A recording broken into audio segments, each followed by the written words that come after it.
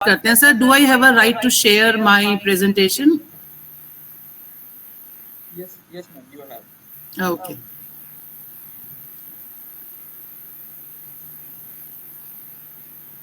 Just let me know if my screen is visible and it is moving when I change the slide. Is the screen visible to everyone? Yes, ma'am. Okay. So let's start. Exercise and health promotion. And the theme of this International Health Day is My Health, My Right. I always wanted to, if I could suggest WHO, My Health, My Right से पहले उनको एक theme रखनी चाहिए थी, My Health, My Responsibility. Because right को समझना बहुत आसान होता है, हक दिखाना बहुत आसान होता है, बट जब जवाबदारी की बात आती है, अकाउंटेबिलिटी की बात आती है, तो हम इतना जागरूक नहीं होते. अधिकार मांगना आसान लगता है, बट अपना ड्यूटी निभाना थोड़ा सा हमें मुश्किल लगता है. सो माई हेल्थ माई राइट जरूर है, बट उसमें एक लाइन और आनी चाहिए, my health is my responsibility. आप बहुत लोगों पे इसके लिए निर्भर नहीं कर सकते. हम आत्मनिर्भर भारत की बात करते हैं, वहां पे आत्मनिर्भर अपने स्वास्थ्य के लिए होना भी उतना ही जरूरी है. सो वही सब बातें ध्यान में रख के मैंने इस प्रेजेंटेशन को बनाया है. एंड आई होप ये प्रेजेंटेशन खत्म होने तक आपको कुछ तो नया सीखने को मिले और आप थोड़े से मोटिवेट हो कि आप एक्सरसाइज को अपने रेगुलर लाइफस्टाइल में इन्वॉल्व कर पाए. तो जब हम हेल्थ की बात करते हैं या फिजिकल एक्टिविटी की या एक्सरसाइज की, इसकी ना एक ये जर्नी है. अगर मेरे को बोलना, अगर मैं इसको एक बहुत छोटे शब्दों में कहना चाहूँ, ये एक यात्रा होती है ना, जर्नी है. और इसकी कोई डेस्टिनेशन नहीं है, इसकी कोई मंजिल नहीं है जहां पे जाके आप इस जर्नी को बंद कर सकते हैं.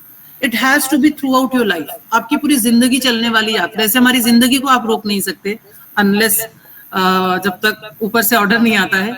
वैसे ही ये हेल्थ की यात्रा भी ऐसी है. It is so dynamic in nature कि अगर आज मेरी हेल्थ बहुत अच्छी है और अब मैं इसको मान के बैठ जाऊं कि आज अच्छी है, तो फिर आने वाले सारे साल जो मेरी जिंदगी के उसमें मेरी हेल्थ अच्छी ही रहेगी, ऐसा जरूरी नहीं है. It's very dynamic in nature. It keep fluctuating. Good health to bad health to better health to positive health to disease, maybe fatal illness, maybe recovery, and God knows, sometime even death. So बहुत जरूरी है कि हम इस चीज को समझे कि एक जर्नी है तो कंटिन्यूअस है. मीन्स हम जो भी कर रहे हैं वो हमें रेगुलरली करना है, कंटिन्यूअस करना है, उसमें ब्रेक नहीं आना चाहिए. और ये जो जर्नी की शुरुआत है वो सेल्फ केयर से शुरू होती है. आई होप इस ग्रुप में विमेंस भी हैं बहुत ज्यादा, बिकॉज मैं जब भी इस टॉपिक पे सेशन लेती हूँ तो मैं विमेंस के लिए स्पेशल बोलना पसंद करती हूँ कि सेल्फ केयर की जहाँ पे बात आती है वहां पे हम कम पड़ जाते हैं. हम पूरे घर की केयर करना चाहते हैं, बट जब बात खुद की केयर की आती है with respect to health, we do not put much effort in that. और इसका हम ब्लेम किसी को नहीं दे सकते, ये हमारा खुद का ब्लेम है. तो यस, अगर आप हेल्दी रहना चाहते हैं, फिट रहना चाहते हैं, तो इसकी जो जर्नी है वो शुरू होती है सेल्फ केयर से. Now when I say self care, what is self care? Self care मतलब खुद का ध्यान रखना, खुद को समझना. आप खुद का ध्यान तभी रख पाएंगे जब आप खुद को समझेंगे. आप जब एक मशीन खरीदते हैं, घर में एक मिक्सी खरीदते हैं, वैक्यूम क्लीनर खरीदते हैं, फ्रिज खरीदते हैं, कार खरीदते हैं, गाड़ी खरीदते हैं, आप सामने वाले से उसके बारे में पूरी जानकारी लेते हैं. क्या माइलेज है, कहाँ पेट्रोल डालना है, सफाई करते टाइम क्या करना है, पानी से कहाँ बचाना है, कितने किलोमीटर्स पे सर्विसिंग करनी है, सब कुछ आप जानकारी लेते हैं. क्यों? बिकॉज आपको लगता है कि मुझे इसकी केयर करनी है, ये इतनी वैल्यूएबल है मेरे लिए, इसको मैंने पैसे देके खरीदा, ये मेरे लिए इतनी वैल्यूएबल है कि मुझे इसका ध्यान रखना बहुत जरूरी है और ये मेरी जिम्मेदारी है. ये सोच के आप सारी इंफॉर्मेशन लेते हैं. Imagine your body. आपकी बॉडी से ज्यादा वैल्यूएबल इस दुनिया में क्या हो सकता है? जिनको थोड़ा शक था तो कोरोना ने वो भी दूर कर दिया कि हेल्थ से बढ़कर कुछ नहीं है. हेल्थ एक ऐसी चीज है जिसपे सबका समान अधिकार है. समान अधिकार की जब मैं बात करती हूँ, इट मीन्स कि you can not buy, money can help you to maintain your health, but you can not buy health. नहीं तो दुनिया के कोई भी रिच पर्सन बीमारी नहीं पड़ते, उन्हें कोई बीमारियां ही नहीं होती, राइट? सो अगर आप अपनी ही लिमिटेड जो भी रिसोर्सेज हैं उसमें अपने हेल्थ का ध्यान रखते हैं तो it's not a big deal. So health एक ऐसी चीज है जिसपे सबका समान अधिकार है. तो सोचिए आपके शरीर से ज्यादा मूल्यवान क्या होगा आपके लिए. जब आप एक गाड़ी, जो कि अगर मैं बोलूं कि 5 लाख 6 लाख की गाड़ी भी आप खरीदते हैं, अगर उसके लिए जब आप इतना कंसर्न है कि उस पर क्रैक नहीं आना चाहिए, उस पर डेंट नहीं आना चाहिए, उसको सर्विसिंग करानी चाहिए, उसको सही से चलाना चाहिए, आप बहुत ध्यान रखते हैं, राइट? और आपका शरीर जो प्राइसलेस है, जिसका कोई रिप्लेसमेंट नहीं है, जिसकी अमूल्य है, जो उसके बारे में आप थोड़ा भी नहीं सोचते, तो ये बहुत गलत चीज है. नेचर की बनाई हुई सबसे नायाब चीज है आपकी ह्यूमन बॉडी. आप कभी इसके बारे में पढ़ेंगे, बिकॉज मैं फिजियोलॉजी पढ़ाती हूँ तो मुझे समझ में आता है। मैं हमेशा मेरे लेक्चर्स में यही कहती हूँ कि जितना मैं अपने शरीर के बारे में पढ़ती हूँ ना, उतना मैं अमेज्ड होती हूँ कि नेचर ने कितना बैलेंस, कितने सही तरीके से बनाया है कि हर एक सिस्टम में आपको आपको आपकी जरूरत के हिसाब से एडजस्ट करने की अडेप्टेबिलिटी दी है। जब आप भागते हैं आपकी हार्ट रेट बढ़ जाती है, आपकी ब्रीदिंग रेट बढ़ जाती है। फिर जब आप भागना बंद कर देते हैं, आप बैठ जाते हैं, थोड़ी देर बाद आपकी हार्ट रेट नॉर्मल हो जाती है, ब्रीदिंग रेट नॉर्मल हो जाती है और आपको एक बटन तक नहीं दबाना पड़ता। Self managed machine, all you have to do is take care of it, and that is what, and for that it is important that you should know your body. When I say know your body, but you have to understand and identify what are the requirement of your body. आज आपका health का status कैसा है, आप क्या feel करते हैं, आप ओवरवेट है, आप अंडरवेट है, या आपका वेट ठीक है बट आपका बोन डेंसिटी कम है, आपकी बॉडी में विटामिन डी कम है, या आपको हार्ट का इशू है, या शुगर का इशू है, या कोई आपके जेनेटिकल डिसऑर्डर्स है। आपके शरीर की उसको समझिए और उसकी जरूरतों को समझना बहुत जरूरी है। हर एक की जरूरत एक जैसी नहीं हो सकती। Yes, so knowing yourself is very very important, कि आप खुद की जरूरतों को समझे, आपकी जरूरतें क्या है उनको आइडेंटिफाई करें। आइडेंटिफाई करने के लिए चेकअप करना बहुत जरूरी है। हमारे देश में और एक कंडीशन होती है कि हम चेकअप तब तक नहीं करते जब तक हम बीमार नहीं पड़ते। बहुत कम लोगों को मैं मिलती हूँ जो साल में 1 या 2 बार बिना वजह भी अपने मेडिकल चेकअप कराते हैं, just to ensure that everything is good in their body. So अगर ऐसा नहीं है तो प्लीज पहले आप इसकी आदत डालिए कि साल में 1 बार आपका एक जनरल चेकअप होना चाहिए। डॉक्टर लिख के देते हैं आजकल, उसमें आपके ECGs होते हैं, 2D इकोज होते हैं, स्ट्रेस टेस्ट होता है, ब्लड पैरामीटर्स देखे जाते हैं, यूरिन पैरामीटर्स देखे जाते हैं, जस्ट टू इंश्योर कि आपके बॉडी में कुछ मेजर थिंग तो नहीं है, सो दैट अगर कुछ है भी तो अर्ली डायग्नोसिस हो जाए, राइट। सो सबसे पहले चेकअप कराना जरूरी है, which help you to understand and identify the requirement. दूसरा है, अगर आपको समझ में आता है, सपोज अगर मैं अपना एग्जांपल दूं, 1.5-2 महीने पहले मुझे लगा कि मुझे एक्सरसाइज बढ़ाने की जरूरत है, मुझे नहीं ठीक लग रहा था, बॉडी वीक लग रही थी, वेट पुट ऑन हो रहा था। So when I found that this is what wrong with my body, so when you know what is the requirement of my body, then the next step is finding the right and sustainable ways to meet this requirements. This is very important. इसको actually जो young लोग हैं, please इसको ध्यान से सुनिए। Finding the right मतलब सही तरीका, जिससे कि हम अपनी जरूरतों को पूरा कर पाए। और दूसरा है सस्टेनेबल। अभी हम यूनिसेफ भी सस्टेनेबल के ऊपर जोर दे रही है, पूरी दुनिया सस्टेनेबिलिटी के ऊपर जोर दे रही है। सस्टेनेबल मतलब जो सस्टेन कर पाए, जो चल पाए, राइट। सो अगर मैं आज सोचूं कि मैं, अरे हाँ मुझे बहुत सारी एक्सरसाइज करनी है, मैं रोज सुबह 1 घंटा जिम जाऊंगी, 1 घंटा शाम को जाऊंगी, मैं राइस नहीं खाऊंगी, मैं रोटी नहीं खाऊंगी, मैं ये नहीं खाऊंगी, मैं शुगर नहीं खाऊंगी, एकदम नहीं खाऊंगी, ऑयल एकदम बंद कर दूंगी। सो ये क्या होते हैं, बहुत एक्सट्रीम स्टेप्स होते हैं। ये स्टेप्स तो एक्सट्रीम है बट ये सस्टेनेबल नहीं होते। आज अगर आप मुझसे पूछे कि मैम आप राइस खाना छोड़ दीजिए सब ठीक हो जाएगा, बिल्कुल अच्छी बात है, मैं छोड़ दूंगी, बट कब तक? Is it a sustainable way? Can I do 1 hour morning, 1 hour evening gym every day? Is it a sustainable way? No, it is not for me. Keeping my schedule in my mind. I have a family to look after. I have kids. I have my job. So it's not easy. So what would be sustainable for me? Yes, I can manage 1 hour of activity every day. 1 our में अगर मुझे 1 घंटा एक साथ नहीं मिल रहा है तो मैं आधा घंटा सुबह, आधा घंटा शाम को मैनेज कर सकती हूँ। This is something which can be fit in my schedule, so I will go with this so that I don't have to disturb my schedule और the exercise whenever the day is little tough. दूसरा right, और ये सही है, बिल्कुल सही है। Surgeon general की रिपोर्ट में कहा गया है कि हर रोज मिनिमम कम से कम आपको 30 से 40 मिनट का फिजिकल एक्टिविटी मिनिमम है ये जो करना चाहिए। उस हिसाब से देखूं तो अगर मैं 1 घंटे का कर रही हूँ तो it is fair enough, right. अगर मैं 1 घंटे नॉर्मल वॉक भी करती हूँ तो I can meet the requirement of, अगर 1 घंटे का प्रॉपर वॉक और पूरे दिन की जो मेरी थोड़ी चलना फिरना जो होता है वो मिला के आप 10 से 12,000 स्टेप दिन में कर लेते हैं। So that itself is the requirement, minimum requirement which you can fulfil of the daily activity. Okay, so yes, it is a right way. Does it cause extra exertion on my body? No. You have to understand your body. Aaj at this age of 43, 44, if I think I can exercise like a 25-year-old, all of a sudden, it won't be possible. I have to wait. I have to keep my body ready. Then only I can go for that kind of a workout. So I have to go gradual. मुझे धीरे धीरे जाना, अपन म्हणतात ना हळूवारपणे नाही. That is very important. Gradually करना बहुत जरूरी। जब आप एक साथ करते हैं तो आपके बॉडी पे ओवर एक्सर्शन आता है, आप टायर्ड होते हैं, बॉडी में अलग अलग सिम्टम्स आते हैं, बट आप क्या करते हैं, एक्टिविटी बंद कर देते हैं। सो ऐसा नहीं होना चाहिए। So you have to find the right way plus the sustainable way to meet this requirement. और सबसे बड़ी बात है जो मैं यहाँ कहना चाहूंगी कि समझिए इस बात को कि इंडिविजुअल डिफरेंस एक बहुत इंपॉर्टेंट चीज है। जो चीज मुझे असर कर रही है वो आपको भी उतना ही असर करेगी, ऐसा जरूरी नहीं है।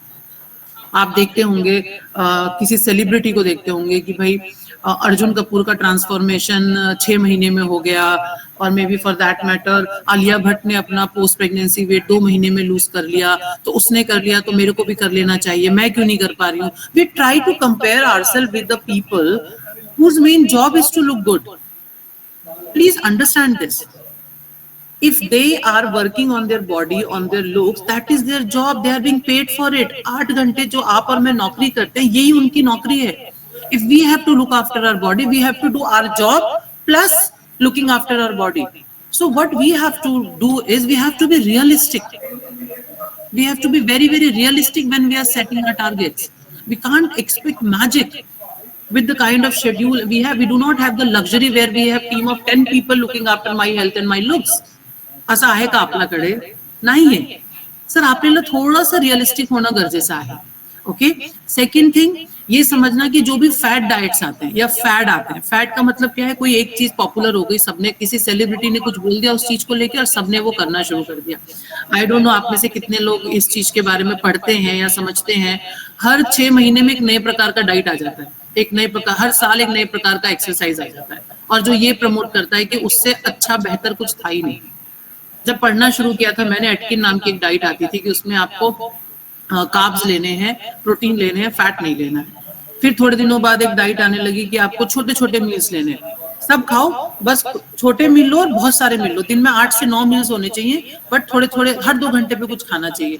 फिर एक आ गई इंटरमिटेंट फास्टिंग की, ऐसा है ही नहीं बिल्कुल भी, आपको दिन के 6 घंटे खाना चाहिए, बाकी के 18 घंटे आपको भूखा रहना चाहिए. फिर आ गई कीटो डाइट कि आप फैट खाइए, प्रोटीन खाइए, बट आप कार्ब्स बिल्कुल मत खाइए. ये चीजें आती रहेंगी. कभी जब आप फैट डाइट के बारे में पढ़ना शुरू करेंगे ना, ऐसे ऐसे फैट्स आए, इडली डाइट, अंडा diet, milk and banana diet, आपको हंसी भी आएगी और आपको आश्चर्य भी होगा कि लोगों ने ये सब किया भी है for short term achievement of the weight loss.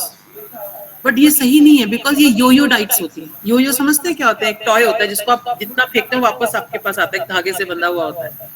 तो इसमें भी ऐसे आप वेट लूज करते हो, वेट वापस आता है और वापस और जोर से आता है. बिकॉज ये डाइट सस्टेनेबल नहीं है. आप जिंदगी भर बिना कार्ब्स के, बिना फैट्स के, बिना प्रोटीन्स के रहना नहीं रह सकते. आप जिंदगी भर 6 घंटे खाऊंगा और 18 घंटे भूखा रहूंगा, ऐसा नहीं कर सकते. सो जब वेट पुट ऑन होता है या आपकी हेल्थ का स्तर खराब होता है, वो खराब होने में टाइम होता है, 5 महीने, 6 महीने, 1 साल, 1.5 साल लगता है. फिर आप उसको 2 महीने में ठीक कर लेंगे, ऐसा सोचना ही बहुत अनरियलिस्टिक है, बहुत अनफेयर है आपके लिए भी, आपकी बॉडी के लिए. Don't go for such extreme results. It's not healthy. Okay? So what you have to do, आपको समझना है कि आपकी बॉडी, आपका शरीर दूसरे से बहुत अलग है. तो आप अपने शरीर को समझिए और रियलिस्टिक गोल सेट करें कि मेरे लिए क्या सही है. ओके? और ये समझना भी उतना ही जरूरी है कि सिर्फ फिजिकल हेल्थ अच्छा करने से नहीं चलेगा. Very rightly principles are pointed out. It's not just the exercise. You have to fuel your body with the right nutrition and the rest. Rest is very, very important. Everyone should have at least 6 to 8 hours of sleep every day. Good sleep, sound sleep, without disturbance, like a child. Okay? So ये समझना बहुत जरूरी है. As I said, if you want to manage your body, if you want to manage the health of your body, these 3 components are very, very important. Taking adequate rest, doing enough exercise, and eating right nutrition, right and balanced nutrition. Okay, but आज का जो हम बात करेंगे हम exercise के बारे में करेंगे, इसीलिए I will focus on that. Why should we do exercise? आपल्याला का करायचे व्यायाम, कशाला करायचे? जब मैं एक्सरसाइज बोलूंगी तो यहाँ पे 2 चीजें आप चेंज करके सुनते होंगे, फिजिकल ऍक्टिव्हिटी आणि एक्सरसाइज. शारीरिक हालचाल आणि व्यायाम, दोन्ही मध्ये थोड़ा फरक आहे. ऑल्दो दोनों का ही इफेक्ट आपके हेल्थ पे पॉजिटिव होता है, बट दोनों में एक छोटा सा फर्क है. Physical activities, any physical movement you do is a physical activity. अगर आप घर में क्लीनिंग कर रहे हैं, मॉपिंग कर रहे हैं, झाड़ू कटका कर रहे हैं, बर्तन धो रहे हैं, आप सीढ़ी से उतर के सामान लेने जा रहे हैं, या आप अपने कुत्ते को वॉक कराने जा रहे हैं, ये सारी चीजें physical activity. Any activity that involves body movements become your physical activity. But अगर आप देखेंगे तो ये एक्टिविटीज किसी स्ट्रक्चर में नहीं है कि मैं क्वाड्रिसेप मसल को टार्गेट कर रहा हूँ, या मैं काफ मसल को टार्गेट कर रहा हूँ, या मैं आज अपर बॉडी को टार्गेट कर रहा हूँ. असं काही नाही आहे या ऍक्टिव्हिटी मध्ये. खूप जनरल ऍक्टिव्हिटीज आहेत, but they are physical in nature, they are called physical activity. So anything can be physical activity where your body movements are involved. But exercise is a more structured form. जेव्हा आपण एक व्यवस्थित रीतीने आपली हालचाल करतो की येस वी प्लॅन की मी 10 मिनिट वॉर्मअप करणार आहोत, आज मी अपर बॉडीचा वर्कआउट करणार आहोत, देन कूल डाऊन करणार आहोत, स्ट्रेचिंग करणार आहोत, and that's what I am gonna do. Next day परत warmup, lower body workout, stretches and cool down. तिसरा दिवस मी कार्डिओ वर्कआउट करणार आहोत, माझा पोटाचा व्यायाम करणार आहोत, core that we called, right? And then stretching. Like that, you plan in a very structured way. If I'm doing lower body exercise, I'm doing squats, lunges, calf raises, leg press, leg curl, upper body चा मी करतोय तो overhead press, chest press, bicep curls. हे खूप structured form आहे. किती repetition, किती sets. So that is called actually exercise. But whether you opt to choose exercise or you opt to choose physical activity, anything that you do regularly and enough मतलब पर्याप्त, जेवढं तुम्हाला गरज आहे, जर तुम्ही ते रेग्युलर नियमित करणार त्याचे फायदे तुम्हाला नक्की भेटतील. आणि म्हणून आपल्याला एक्सरसाइज करणं गरजेचं आहे. त्याचे फायदे जर फिजिकल हेल्थवर पाहिले तर खूप आहेत. मी खूप थोडक्यात इथे तुम्हाला सांगते. But there is no organ in our body that does not get affected by the workouts. Every organ, every inch of our body, every ounce of our body weight is affected by the exercise in a positive way. Okay? So खूप थोडक्यात जर मला म्हणायचे असेल हेल्थची दृष्टीने, तो पहला benefit अगर मैं बोलूं तो reduce the risk of cardiovascular disease. आज की डेट में अगर मैं आपसे कार्डियोवैस्कुलर डिजीज के बारे में बात करूं तो काफी लोग ना, एक नया ट्रेंड सा आया है कोविड के बाद से, ट्रेंड नहीं बोलूंगी बट एक चीज हो रही है, बहुत अनफॉर्चुनेट है कि कई सेलिब्रिटीज जो दिखने में बहुत फिट दिखते थे या मस्कुलर दिखते थे, उनको हार्ट अटैक आ रहा है. कई ऐसे वीडियो वायरल हो रहे हैं जहां पे आप देख रहे हैं कि जिम में एक व्यक्ति एक्सरसाइज कर रहा है, उसको हार्ट अटैक आ रहा है, राइट? और जो लोग पहले से एक्सरसाइज नहीं करते हैं वो फिर से इस चीज को प्रमोट कर रहे हैं कि जिम जाने से हार्ट अटैक आ रहा है. और जो लोग नहीं करते एक्सरसाइज, उनको बहाना चाहिए, कोई एक्सक्यूज चाहिए ये देने का. सो एक चीज मैं यहाँ पे बता दूं कि every individual is different and heart attack, there is no one reason for an heart attack और cardiac arrest. There are plenty of reason. So heart attack आया है दैट एवरीवन सीज, बट त्याचं कारण काय होतं, वजह क्या थी, ये कोई जानने की कोशिश नहीं करता. In case of muscular people, those who have good body, good build, exercise regularly, eating lot of proteins, if they get heart attack, there could be one reason which I can see, which I have seen a trend when I go to the gym. I see J female असतात ते जास्त cardio workout वर emphasise करतात आणि तोच करतात, treadmill हे, आणि त्यांना strength training मध्ये खूप काय त्यांच्या इंटरेस्ट नसतात. तसं जर तुम्ही मुलाला पाहिलं, if you see the mails, they are more into weight training आणि ते कार्डियो खूप जास्त करत नाही. तो जो भी यहाँ पे यंग एथलीट्स हैं जो बहुत ज्यादा स्ट्रेंथ वर्कआउट करते हैं, जिनके खूब अच्छे बॉडी बनी हुई है, कहते हैं ना वो 16 का डोला है आपका, यू हैव 16 इंचेस बाइसेप्स. एक बात समझना बहुत जरूरी है कि आपके बाइसेप 16 इंच हो, आपकी चेस्ट 60 इंचेस हो, इनको काम करने के लिए जिस ऑक्सीजन और जिस पोषण की आवश्यकता है वो हार्ट के बिना नहीं पहुंच सकता. हार्ट की इतनी इंपॉर्टेंस है. तो अगर आप सिर्फ मसल को ट्रेन करते रहेंगे और हार्ट को ट्रेन नहीं करेंगे तो that is what you can get. Okay. दूसरा, हार्ट अटैक आने की वजह एक ही नहीं होती. अगर आपकी लाइफ में बहुत स्ट्रेस है, आप सब्सटेंस अब्यूज करते हैं, या आपकी नींद पूरी नहीं होती, या आपकी डाइट आपके शेड्यूल के हिसाब से नहीं है, they all can cause cardiac arrest. It could be genetic and sometime there is no reason. It just happened. It just happens. There is no reason. Okay. So blaming exercise for it is just not a thing. Okay. कोई भी अगर ऐसा बोलता है तो उनको एक बात जरूर बताइए कि एग्री कि आजकल जिम जाने वालों को हार्ट अटैक आ रहा है. फिर भी अगर पूरे साल का आंकड़ा आप निकालें कि जितने भी लोगों को हार्ट अटैक आया उसमें से जिम जाने वाले कितने थे और जिम नहीं जाने वाले कितने थे, तो भी आपको क्लियर हो जाएगा कि जिम नहीं जाने वालों को ज्यादा हार्ट अटैक आते हैं. The probability of getting heart attack for the people, those who are sedentary, not doing any exercise, still far more than a person who train himself regularly. So you have to choose. Okay. So जब हम reduce risk की बात करते हैं, heart से related बहुत common problems हैं. If I say there are problems like blockages भी सुनते हैं, कार्डियो, इसको हम बोलते हैं कॉरोनरी हार्ट प्रॉब्लम्स, जो हमारे स्पेशल हमारे शरीर में एक आर्टरीज बनाई गई हैं जो हार्ट को ब्लड सप्लाई करती है, बिकॉज हार्ट को भी ऑक्सीजन और न्यूट्रिएंट की जरूरत है काम करने के लिए। इन आर्टरीज में जब ब्लॉक हो जाता है तो आपको हार्ट अटैक आता है। सो इनको अगर आप ब्लॉक होने के कई वजह होते हैं, ज्यादातर कोलेस्ट्रॉल पाया जाता है। अगर आप एक्सरसाइज करते हैं, हार्ट को उसकी एफिशिएंसी तक काम करने देते हैं, तो इसके रिस्क रिड्यूस हो जाता है। मैं ये नहीं बोलूंगी 100% रिस्क चला जाएगा, बट बहुत कम हो जाता है। Okay, if your heart is working out continuously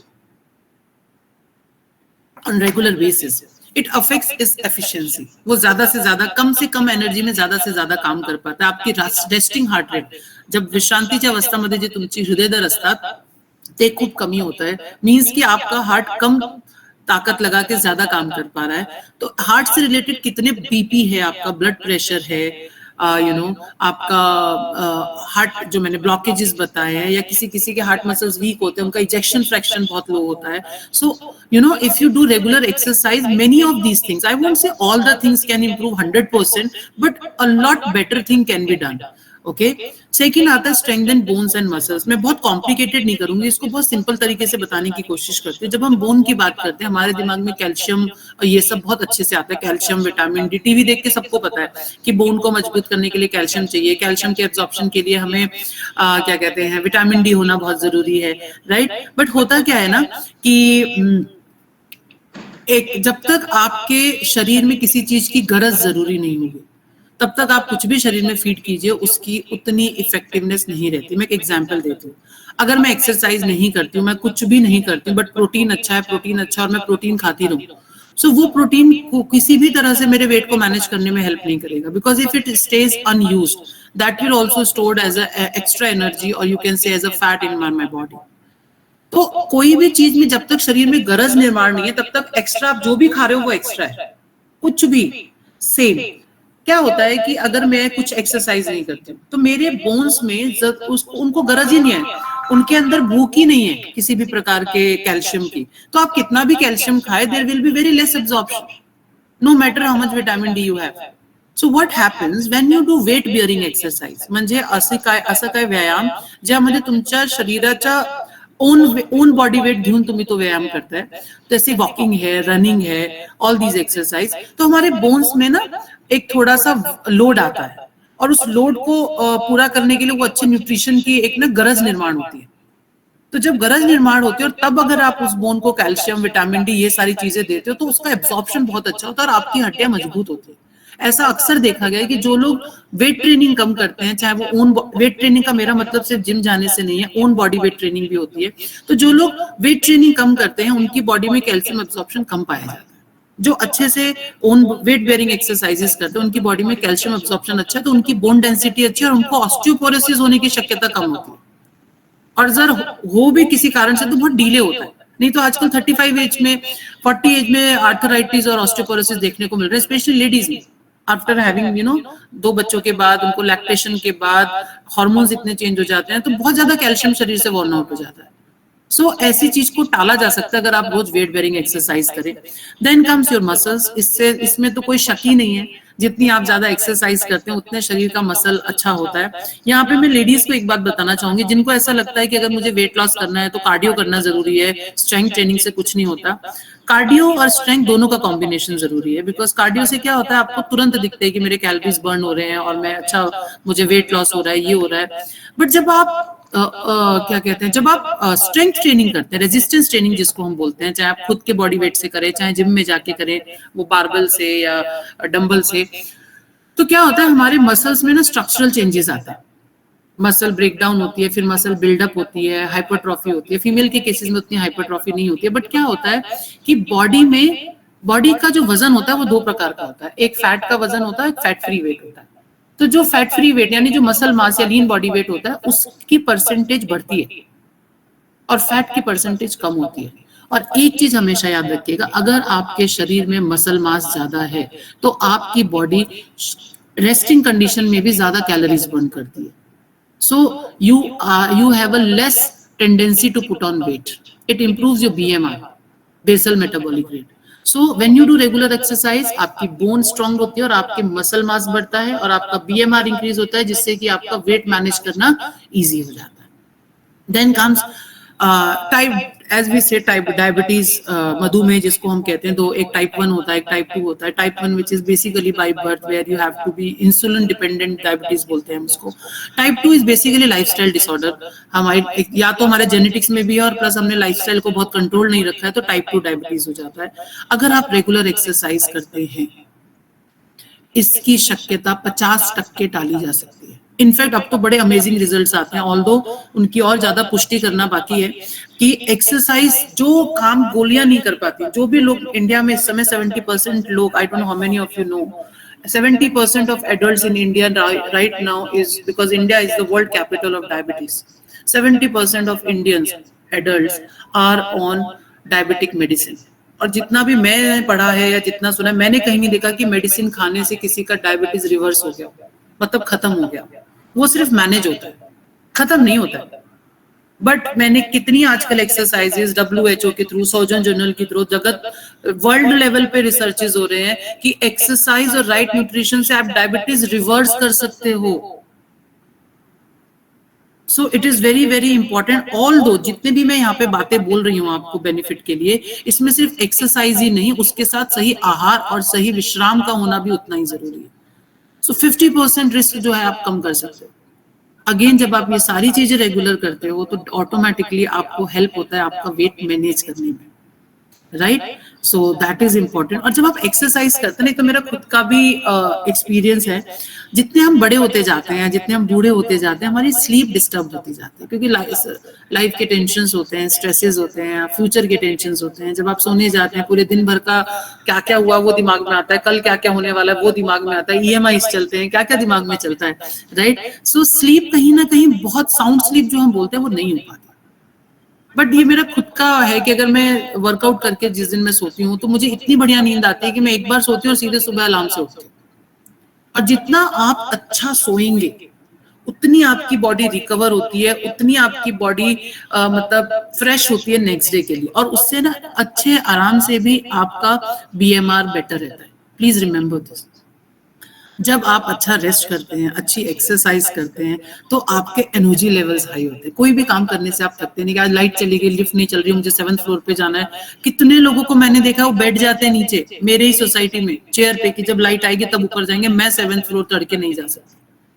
तेवढा पण फिटनेस नहीं है.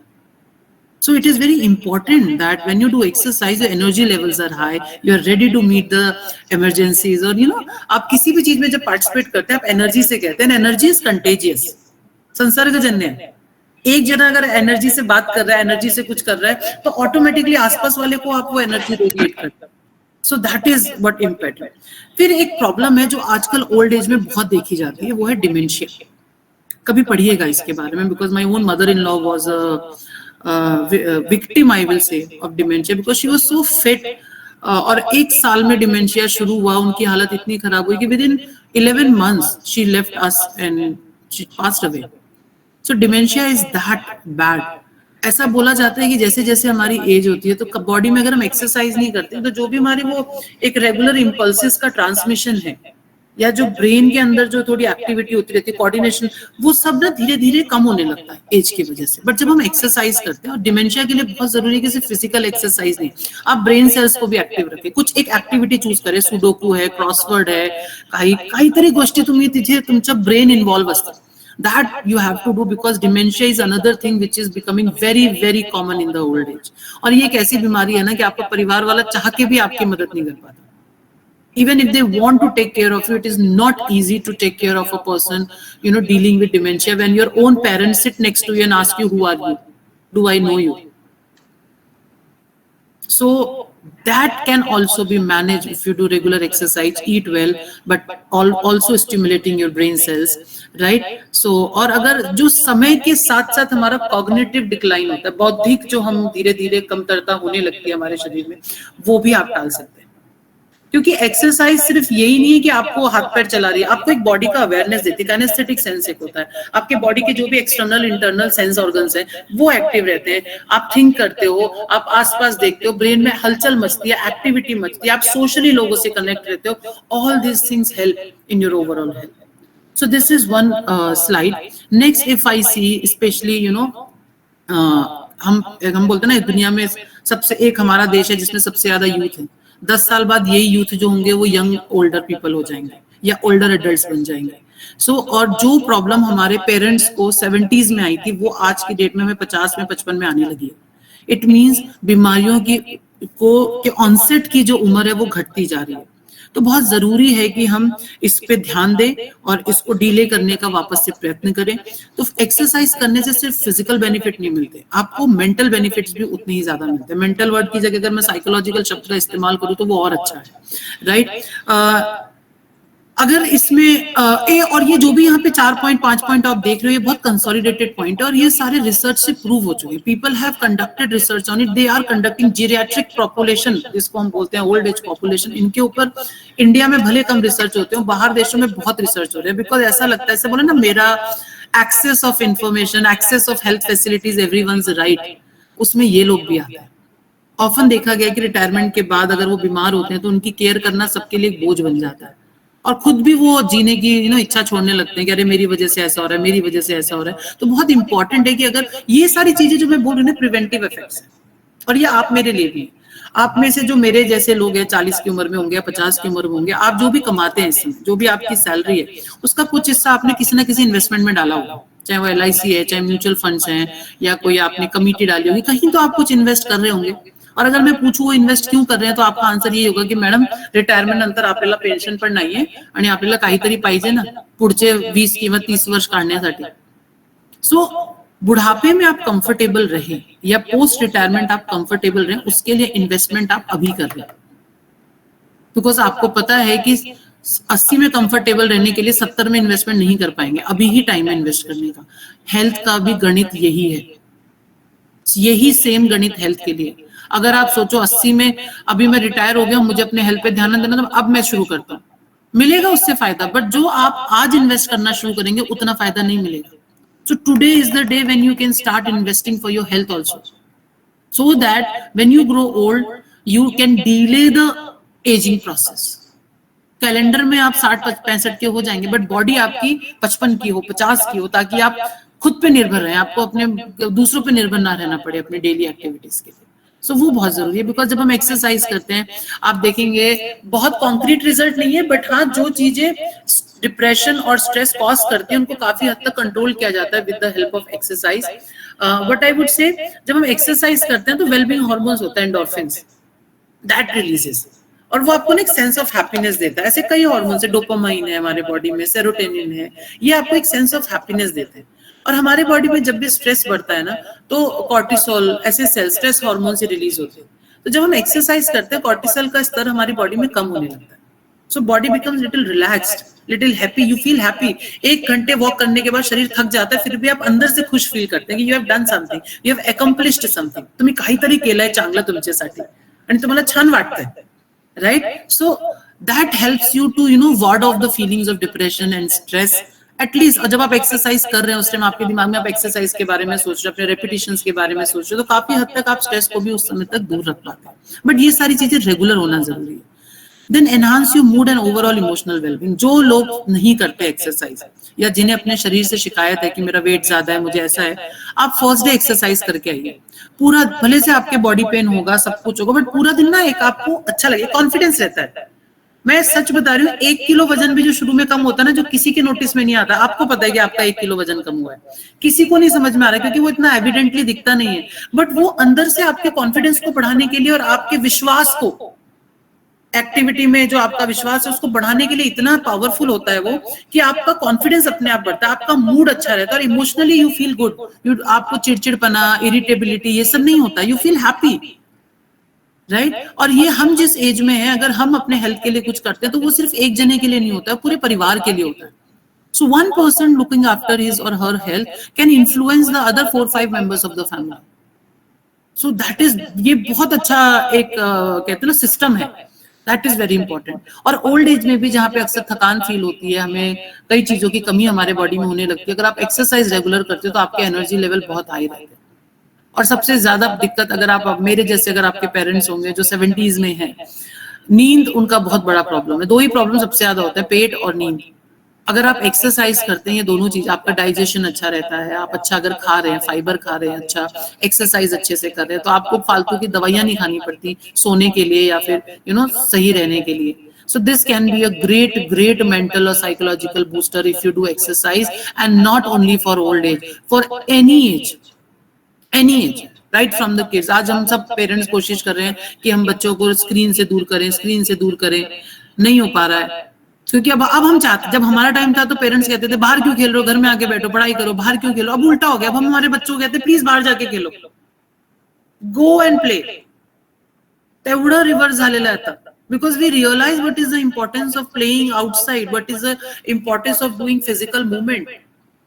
So that is the level of importance of exercise. आणि तसं आपल्याला समजणं खूप गरजेचं आहे. That awareness is very important. और when I say it is important, it's not important for only one person of the family कि मी करतोय ठीक है, if it is for everyone. हम बोलते हैं ना, इंडिया में एक कल्चर नहीं है। इंडिया में हम देखते हैं कि मूवी देखने हम साथ में जाते हैं, डिनर्स में हम साथ में जाते हैं, लोगों के सेलिब्रेशंस में हम साथ में जाते हैं, कई बार पेरेंट्स बच्चे सब साथ में शॉपिंग भी जाते हैं। इवन ग्रोसरी शॉपिंग आपल्याला रिलायन्स मार्ट किंवा जी मार्ट किंवा असं कुठेतरी जायचं आपल्याला, तर आपण सगळं स्टार बाजार सगळं घेऊन जातात की लेट्स गो टुगेदर। बट बहुत रेयरली मैं इंडिया में देखती हूँ जहाँ पे पूरी फैमिली एक साथ मिलकर किसी फिजिकल एक्टिविटी के लिए जा रही है कि चलो सुबह सब मिलके वॉकिंग पे जाते हैं या इवनिंग में सब मिलके नीचे बैडमिंटन खेलते हैं।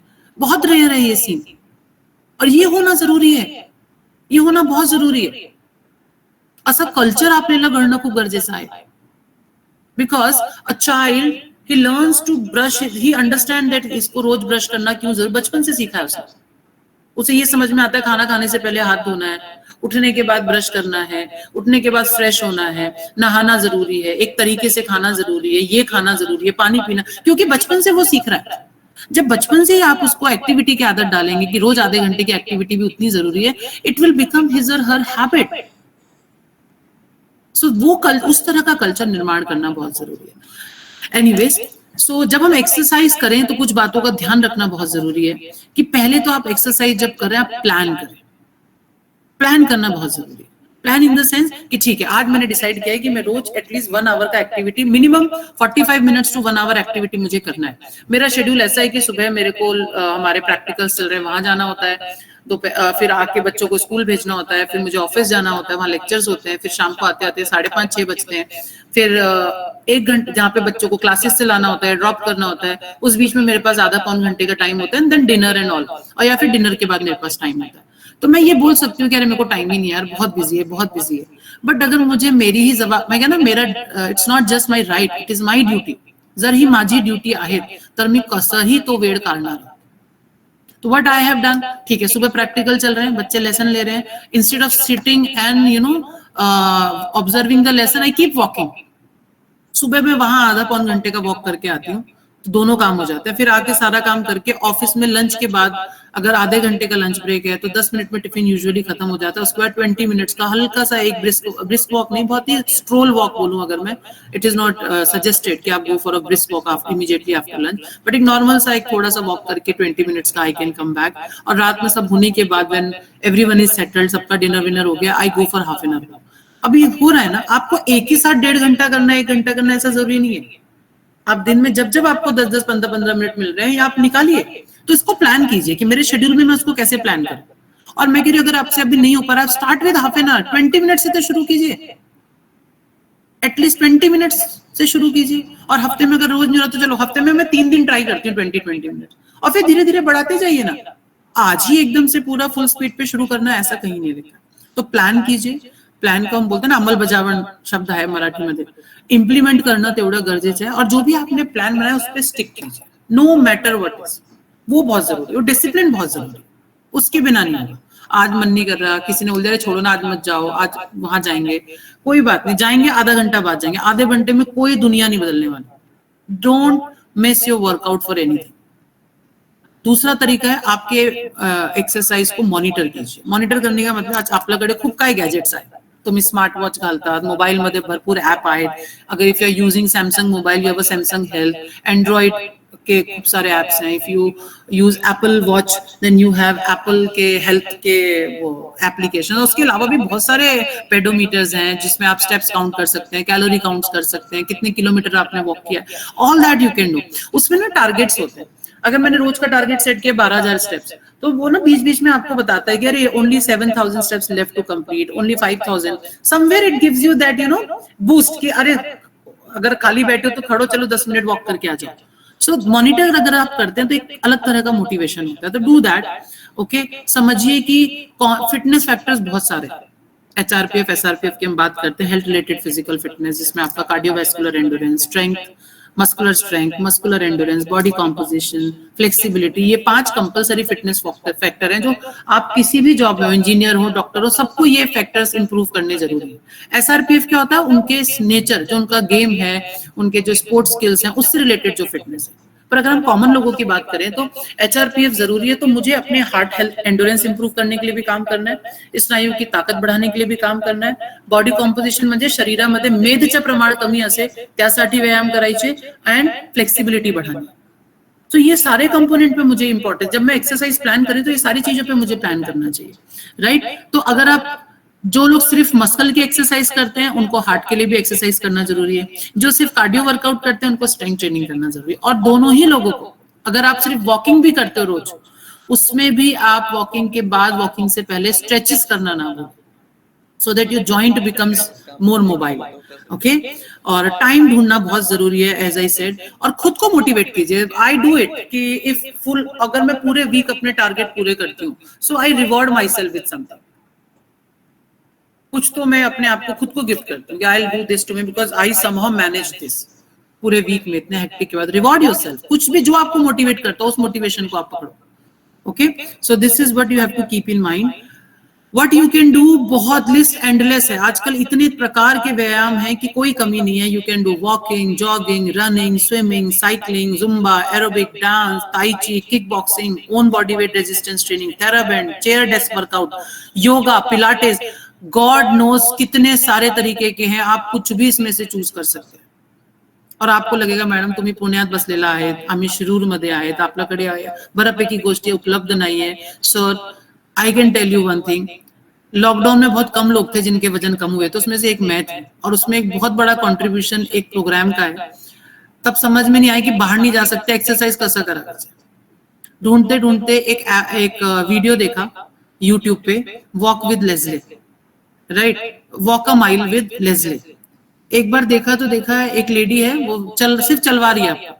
कितने आपके पास, आपको 2 मीटर का भी एरिया नहीं चाहिए. आपके घर में टीवी पे वो लगा हुआ है और आप उसको देख के जो जो वो कह रही हो बीच बीच में चलवा रही है, फिर हाथ के एक्सरसाइज करवा रही है, फिर पैर के आधे घंटे का वर्कआउट है, 1 घंटे का वर्कआउट है. आप किसी भी कहीं पे भी बैठे, अगर इंटरनेट कनेक्टिविटी थोड़ी ठीक ठाक है, दुनिया आपकी मुट्ठी में, कोई एक्सक्यूज नहीं, आप कर सकते. बट सिर्फ एक चीज ध्यान में रखिए, वो कीजिए जो करने में आपको मजा आता है. अगर ऐसा नहीं सोचेंगे तो फिर क्या होता है, कंटाळपणा आने लगता है, फिर आप अवॉइड करने लगते हो. काही दिवस तुम्ही केला, त्यानंतर तुम्ही म्हणताय की आता 2 दिवस नंतर करू, मला आवडत नाही, एकदम असं बोझ सारखं वाटतंय. तसं नाही. इफ यू एन्जॉय समथिंग, जर मी म्हटलं तुम्हाला क्रिकेटची आवड आहे, आपण दररोज संध्याकाळी अर्धा तास क्रिकेट खेळू, आपको बिल्कुल बोझ नहीं लगेगा, आपको मजा आएगा. आप कैसे भी आधा घंटा निकालोगे. तो ऐसी कोई एक्टिविटी जो आपको अच्छी लगती है, आपको स्विमिंग अच्छी लगती है स्विमिंग करो, आपको डांस करना अच्छा लगता है आप जुम्बा ज्वाइन करो, आपको भागना अच्छा लगता है भागिए. तो ऐसी कोई एक्टिविटी यूज कीजिए जिसमें आपको मजा है, सो that you do it on your own. आपको किसी का बोझ समझ के ना करना पड़े. ओके, और जरूरी नहीं है कि अभी मैंने एक चूज कर लिया तो मुझे बस वही करना है, मैं और कुछ नहीं कर सकती. As a human being we want variety. Change करो ना. 2 महीने आपने स्विमिंग किया, 2 महीने रनिंग करके देखो, 2 महीने जुम्बा करके देखो. Right? So keep changing it so that your motivation, your interest is intact in that physical activity. Okay? So it's just a matter of half an hour. Out of 24 hours, you have to find some time, half an hour to 45 minutes. और धीरे धीरे अपने आप ही आप 1 घंटा निकालना सीख जाएंगे. That I can say. Okay? So lifelong, as I said, it is a game of lifelong. Physical activity आपको रोज करनी है. चाहे आप स्ट्रक्चर्ड फॉर्म में करें जिम में जाके किसी ट्रेनर के अंदर, या फिर आप खुद से प्लान करें वॉकिंग स्ट्रेचेस जो भी आप करते हैं, बट रोज कम से कम 30 to 45 मिनट्स करना जरूरी है। और अगर आप 1 से 1.5 घंटा मैनेज कर पाते हैं, nothing like it, this is the best you can do for your body. इस न्यूट्रिशन के बारे में टाइम नहीं है बात करने के लिए, बट बहुत जरूरी है कि आप, जैसे हम बोलते हैं ना कि पेट्रोल की गाड़ी में पेट्रोल ही डाल सकते हो, सीएनजी से नहीं चलेगी, सीएनजी की गाड़ी पेट्रोल से नहीं चलेगी। सो बहुत जरूरी है कि हम शरीर में सही फ्यूल डालें। जब शरीर में सही फ्यूल की बात करते हैं तो सही न्यूट्रिशन की बात कर रहे हैं। न्यूट्रिशन बैलेंस होना चाहिए, आपकी जरूरत के हिसाब से होना चाहिए। जरूरत के हिसाब से कि आपको कितने कैलोरी का खाना चाहिए, उतनी कैलोरीज आपके शरीर में मिलनी चाहिए, और किस रूप में वो कैलोरी आनी चाहिए, कितने प्रोटीन चाहिए मुझे, कितने कार्बोहाइड्रेट चाहिए, वो भी उतने ही आपकी जो जरूरत है वो पूरी होनी चाहिए। ये आप खुद से भी कर सकते हैं, उसके लिए भी बहुत सारे ऐप्स हैं, या आप एक फॉर्मली किसी डाइटिशियन के साथ बैठ के अपना प्लान भी बना सकते हैं। अगर आपके अंदर कोई क्लिनिकल प्रॉब्लम्स हैं, आप डायबिटिक हैं, आपका हाई ब्लड प्रेशर है, तो आपको लिए क्लिनिकल डाइटिशियंस आपके लिए प्रॉपर डाइट बना के दे, तो that you can do. Again I said rest and sleep are equally important. Exercise और न्यूट्रिशन से काम नहीं बनेगा, आपके शरीर को आराम और सोना भी उतना ही जरूरी है।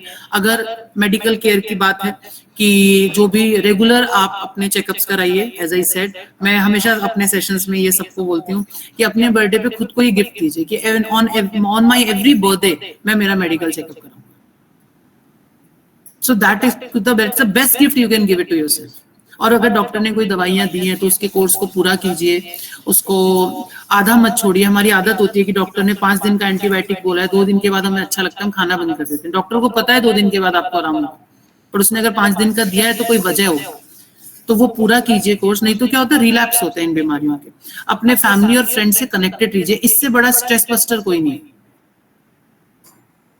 आप कई इंडिया में आज भी बहुत काफी कब डिप्रेशन के केसेस अब क्यों बढ़ने लगे, बिकॉज हम आइसोलेट हो गए। पहले हम फैमिलीज के साथ रहते थे तो कभी ऐसे प्रॉब्लम्स नहीं आते थे, बिकॉज कहते हैं ना सुख दुख हम साथ में बांटते थे। तो आज भी अब तो आपके पास मोबाइल है, वीडियो कॉल्स हैं, सब कुछ है। प्लान अपने स्कूल के फ्रेंड्स से कांटेक्ट बनाइए, उनसे बातें कीजिए, स्कूल की बातें याद कीजिए, बहुत अच्छा लगेगा आपको। मेंटल हेल्थ पे जरूर काम कीजिए। अगर आपको लगता है कि आपके साथ इश्यूज है, आपको अननेसेसरी थॉट्स आते हैं, उसको इग्नोर मत कीजिए। और ये कोई टैबू नहीं है। एक जमाना था कि लोग बोलते थे मेंटल है, साइकेट्रिस्ट के पास जा रहा है, इसको बहुत प्रॉब्लम होगा। अब it is very normal and you also normalize from your end. जैसे हड्डी के लिए आपको ऑर्थोपेडिक के पास जाना पड़ता है, हार्ट के लिए कार्डियोलॉजिस्ट के पास जाना पड़ता है, तो अगर साइकोलॉजिकली कुछ इश्यूज हो रहे हैं मुझे डेली बेसिस पे, डिप्रेशन, एंजाइटी कुछ, तो उसके लिए मैं साइकेट्रिस्ट के पास जाऊंगी। It is very normal thing. Just because I am visiting a psychiatrist मैं पागल हो गई हूँ, ऐसा कुछ नहीं होता है। Okay, so that you have to normalize. और अगर कुछ प्रॉब्लम नहीं है, बहुत अच्छी बात है, तो जो है उसको मेंटेन रखने के लिए आप कुछ कीजिए। क्या कर सकते हैं, जो आपकी हॉबी है उसको पकड़िए। हफ्ते में 1 या 2 बार जो भी आपको पेंटिंग पसंद है, गाने सुनना पसंद है, what ever you like, do that which gives you happiness. Meditate कर सकते हैं तो कीजिए, जो आपको पसंद है। आपको कहते हैं ना वो पेड़ पौधे लगाना पसंद है, वो कीजिए। जो आपको अच्छा लगता है वो कीजिए। ओके, एंड देन जहां पे आप रहते हैं, चाहे आपका घर है या आपका वर्क प्लेस है, वहां पे एक पॉजिटिव एनवायरनमेंट क्रिएट कीजिए, क्योंकि आपको भी वही पसंद आएगा। तो आप लोगों से एक्सपेक्ट करें कि वो आपके लिए पॉजिटिव एनवायरनमेंट क्रिएट करें, उतना ही जरूरी है कि आप भी उसमें उतना ही कॉन्ट्रीब्यूट करें। आप अपने कलीग्स के साथ अच्छा रैपो बिल्डअप करें, ताकि अगर आपकी अपेक्षा है कि वो आपके जरूरत पे आपके लिए खड़े रहे, तो आपका भी उनके लिए उनकी जरूरत पे खड़े होना उतना ही जरूरी है। बहुत जरूरी है ये, बिकॉज आप वर्क प्लेस में 8-8 घंटे बिताते हैं। अपने एक्टिव आवर्स का मेजोरिटी पार्ट आप आपके वर्क प्लेस पे बिताते हैं। अगर वो अच्छा नहीं है, वो नेगेटिव है, तो सोचिए कितना स्ट्रेस आएगा। So it's very important that कि जहाँ काम करते हैं, जहाँ रहते हैं, आप अपने डेस्क को अच्छा रखिए, ऑर्गेनाइज रखिए। फैमिली फोटो तो सब रखते हैं, आप अपनी स्कूल की क्लास फोटो रखिए, जिसको देख के आपको स्कूल का टाइम याद है। आपने कभी कोई मेडल जीता होगा, वो उसकी विक्ट्री सेरेमनी की फोटो आप लगाइए, which can gives you that moment of happiness. Keep changing those pictures. एकदा घातली की ते आयुष्यात तोच पिक्चर तिकडे राहणार असं नाहीये। कीप चेंजिंग द फोटोज, कोई नई फोटो लाके लगाओ। एक प्लांट आप आपके टेबल पे रखो, उसको रोज वाटर करो। Seeing a plant growing itself is such a positive feeling. Do that. Whatever gives you that positive feeling, do that around you. Because you're going to sit there, work there 8 hours. Okay? 6 to 8 hours. That is very important. और अपनी किसी भी health problem का उपाय किसी भी प्रकार के सब्सटेंस में ना ढूंढे, चाहे वो स्मोकिंग है, ड्रग्स है, अल्कोहल है, बिकॉज ये आपके हेल्थ या किसी भी प्रॉब्लम को बढ़ाने का ही काम करेंगे, कम तो बिल्कुल नहीं करेंगे। और इसके लिए सबको पता है, जो इसको यूज करते हैं उन्हें भी पता है। तो they are not the answers to your problem at all. In fact, they will aggravate your problems. तर जेवढं शक्य असेल तेवढं हे सगळं टाळायचे And with this, since I have already